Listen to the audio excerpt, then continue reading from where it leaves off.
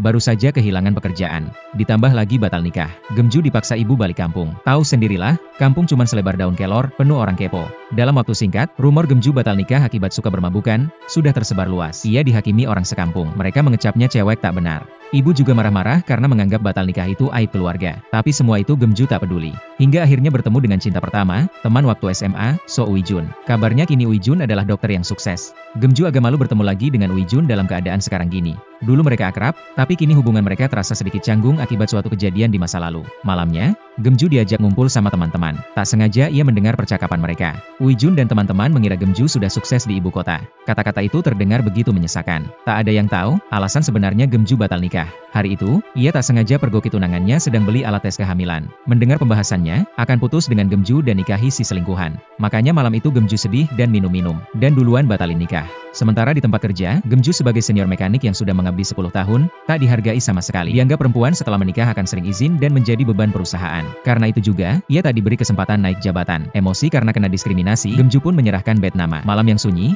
lagi-lagi Gemju bermabuk-mabukan untuk menghibur sendiri. Tapi dia lupa itu hari peringatan kematian kakek. Gemju pulang dalam keadaan mabuk, ia pun kena hajar habis-habisan oleh ibu. Terpaksalah kabur dari rumah. Keesokan hari, kampung heboh. Semalam ada tetangga yang melihat Gemju berdiri dekat danau. Pagi ini sandalnya ditemukan di tepi danau. Mereka semua berasumsi Gemju bundir. Ibu menangis dengan histeris. Tim penyelamat mulai melakukan pencarian. Tapi ternyata Gemju malah di rumah Uijun. Rupanya tadi malam habis kena marah ibu.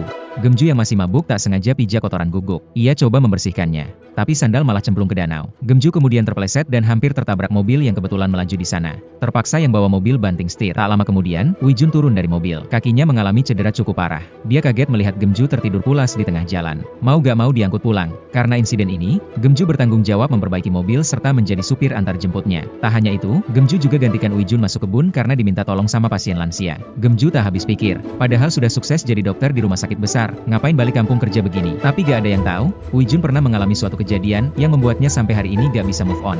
Begitu buka kulkas, isinya semua minuman botol kaca hijau. Apakah itu alkohol?